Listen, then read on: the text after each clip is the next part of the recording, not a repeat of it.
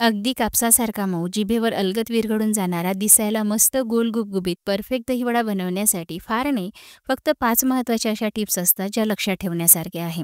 कदाचित या टिप्स तुम्ही याआधीसुद्धा ऐकल्या असतील, पण या टिप्स का फॉलो करायच्या, कशा फॉलो करायच्या हे डिटेलमध्ये आणि अगदी सोप्या भाषेत मी तुम्हाला या व्हिडिओमध्ये समजावून सांगणार आहे. परफेक्ट दहीवडा बनवण्याचे बरेचसे व्हिडिओ तुम्ही याआधीसुद्धा बघितले असेल, पण एवढा साधा सोपा व्हिडिओ तुम्ही कधीच बघितला नसेल. त्यामुळे व्हिडिओ शेवटपर्यंत नक्की बघा.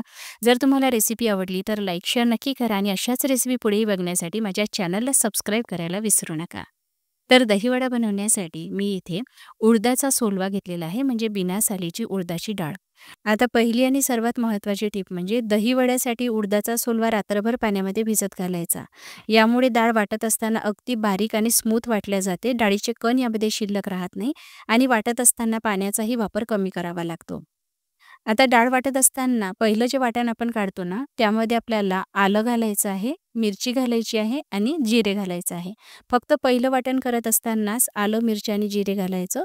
नंतरचे जे वाटण आपण करू, त्यामध्ये आपल्याला हे सर्व घालण्याची गरज नाही. प्लेनच आपल्याला डाळ वाटून घ्यायची आहे. आता दुसरी महत्त्वाची टीप म्हणजे दहीवड्यासाठी जी डाळ आपण वाटतो ना, ती वाटत असताना कमीत कमी पाण्याचा वापर करावा. त्यामुळे दहीवड्याचा आकार छान गोल गरगरीत येतो. तुम्ही जास्त पाणी वापराल तर याचे वडे चपटे होऊन जातात. त्याचबरोबर वाटत असताना लवकरात लवकर वाटल्या जावं यासाठी लहान मिक्सरचा भांड्याचा वापर करावा. यामध्ये डाळ जी आहे ना, अगदी स्मूथ वाटल्या जाते आणि वाटणसुद्धा झटपट होतं. इथे तुम्ही वाटलेल्या डाळीचं टेक्स्चरसुद्धा बघू शकता. डाळीचे कण यामध्ये अजिबात दिसत नाही आहे. खूप स्मूथ वाटल्या गेलेली आहे आणि घट्टसर सुद्धा दिसते आहे. पाण्याचा मी कमीत कमी वापर करून डाळ वाटून घेतलेली आहे. अशीच घट्टसर सर्व डाळ वाटून घ्यायची आहे. बॅटरमध्ये चवीनुसार मीठ घालायचं आणि जवळपास 5 ते 7 मिनिटासाठी जोराजोरात फेटायचं आहे. जोवर बॅटरचा रंग हलकासा पांढरा होत नाही आणि हे बॅटर हलकं-फुलकं होऊन पाण्यावर तरंगायला लागत नाही, तोवर हे बॅटर फेटायचं आहे. टेस्ट कसं करायचं ते मी तुम्हाला व्हिडिओमध्ये पुढे सांगणारच आहे. यामुळे काय होतं, दहीवडे जे आहे ना, तेलात तळत असताना मस्त टम्म फुगतात, आतमधून जाडी छान पडते आणि दहीवडे जे आहे ना, ते कापसासारखे मऊ लुसलुशीत होतात. वेळ वाचावा यासाठी मी व्हिपिंग क्रीम फेटण्याची जी मशीन असते ना, त्यानेच बॅटर फेटून घेतलेलं आहे. यामुळे वेळही कमी लागतो आणि मेहनतसुद्धा कमी लागते.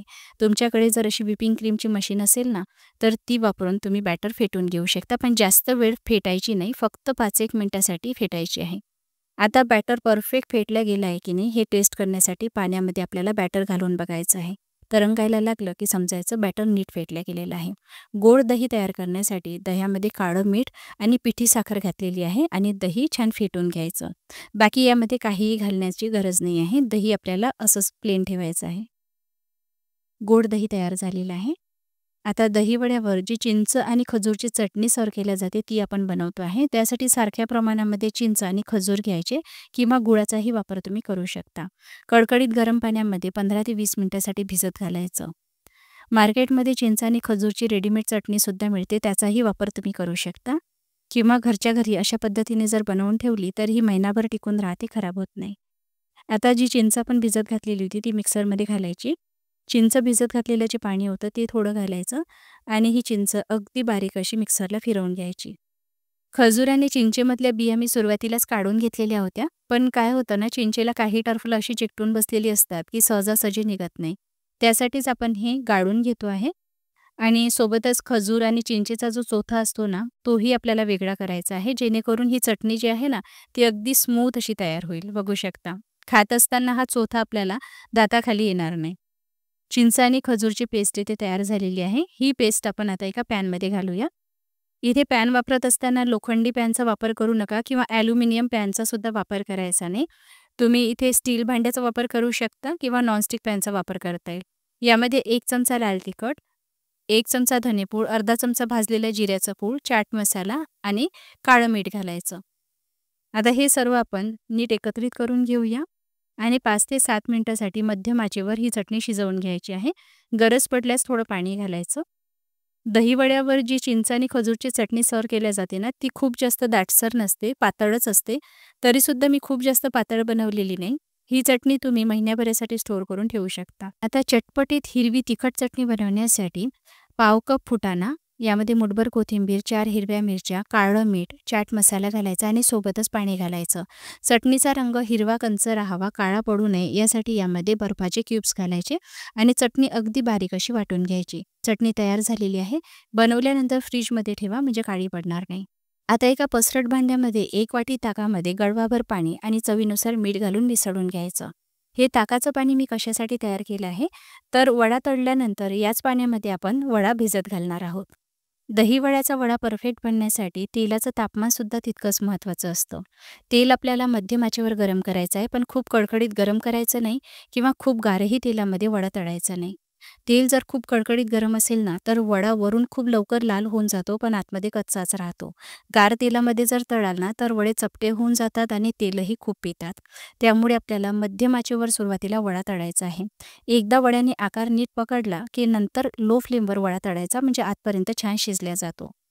तर बघू शकता, वडा मी मध्यम आचेवर सुरुवातीला तळून घेतलेला आहे.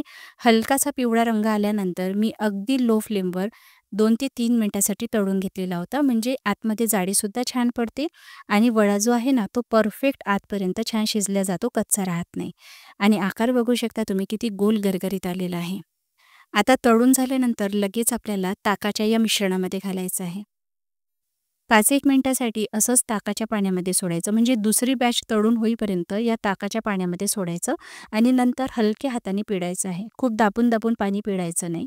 तर हे बघा, दही वड्यासाठी लागणारा परफेक्ट वडा इथे तयार झालेला आहे. दिसायला मस्त गोल गुबगुबीत दिसतो आहे.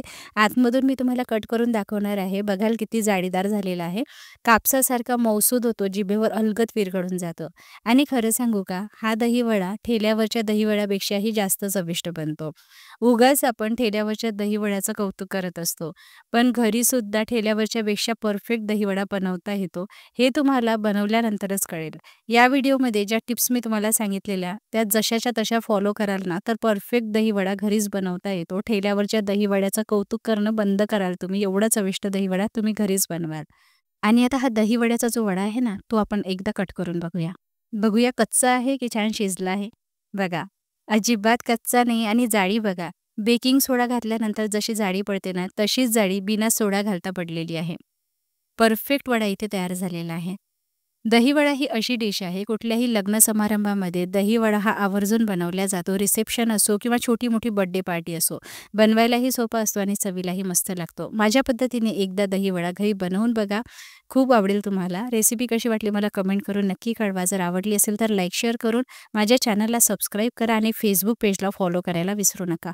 आपली लवकरच भेट होणार आहे अशाच एका नवीन रेसिपीबरोबर. तोपर्यंत हा व्हिडिओ शेवटपर्यंत बघण्यासाठी तुमचे मनःपूर्वक आभार. धन्यवाद.